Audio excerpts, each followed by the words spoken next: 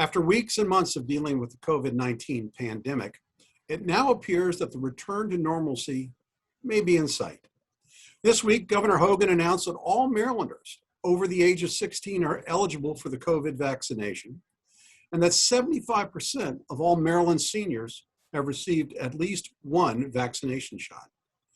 Mike, the announcement that younger people are eligible for the vaccine came about 2 weeks earlier than expected. Why is that? Well, I hope it's because we're actually making progress and we have access to more supply than we've had previously. The cynic in me says we just want to say we got to that number sooner, and we say we've opened the door to more people. It's not clear to me yet when I look at who's getting signed up for vaccinations that we're actually increasing the number of people getting vaccinated or the speed with which we're getting vaccinated. We just have access to more people. So I'm curious to see. For example, I know they just opened the mass vaccination site in Germantown today at the Montgomery College campus. But I've not heard anybody actually say that there's more vaccine. It's just another place to go. So, well, but it would also maybe an indication that people have not been filling up the slots, and so why not open it up to a larger pool of candidates who can take advantage of it? And I hope that's the case. As one who signed up on both the county and the state's pre-registration site as both in a critical class for working and in the right age group, I've yet to be notified from that perspective. I managed to find a way to get a vaccine through one of the local pharmacies, which hopefully will happen this weekend. But so it's interesting because I know we've opened up to more people, but I've not necessarily seen those floodgates opening with more people getting access to those vaccines. Wow.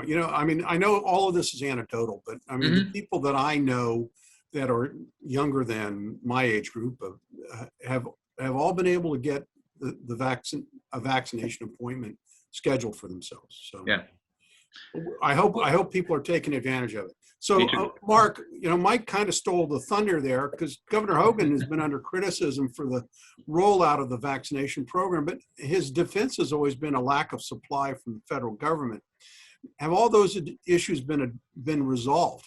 Well, I think we've made a lot of progress on it. I think the news yesterday was that in Maryland we did 76,000 vaccinations. That's what the governor announced, and so far we've hit 3.2 million in the state. So 78% of the people over 65 have been vaccinated, and as you've already said, it's been open to a larger pool. Listen, as that happens, as more people get vaccinated, precisely what we should expect is that more and more people who want to and are able to get to a place are being vaccinated. Look, I think we ought to be thrilled that over 3 million people have been vaccinated. We have a population of just under 7 million. So I mean, I think that if half the adults have already been, or more than half the adults have already been vaccinated, that is excellent news. We should be happy about that. No, and I agree, and I wouldn't necessarily be negative. I'm not trying to be negative. I recognize it completely as a supply issue, and you're taking something that no one was manufacturing before and is trying to increase that access. And as we get more and more supply, more and more people hopefully are taking advantage of and getting vaccinated. And so I think what we've seen has not necessarily been a bad situation with rollout per se. It's just been people's expectations and limited supply. One of the things that caught my eye the other day was an article by the personal finance website Wallet Hub, which issued a report that concluded the Maryland economy has weathered the pandemic better than all but 6 other states.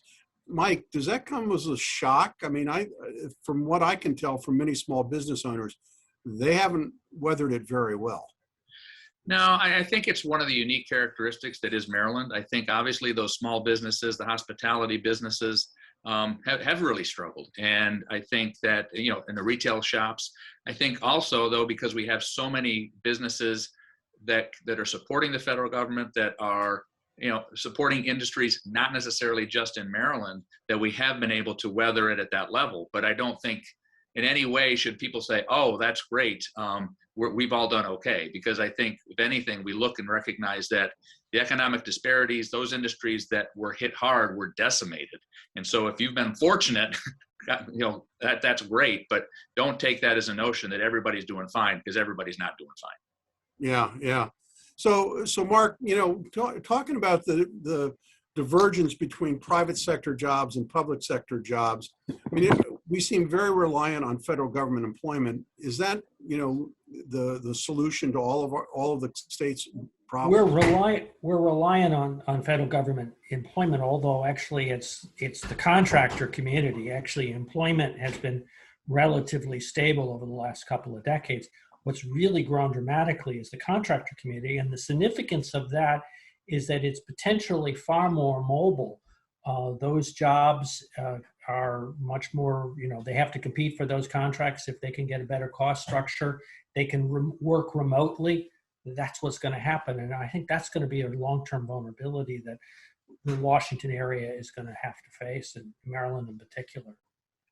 Well, I'll note as we go on to our next topic that the county council here in Montgomery County just allocated $1.5 million for small businesses, for additional small business relief. I mean, they've been trying to provide as much as they could during this past year.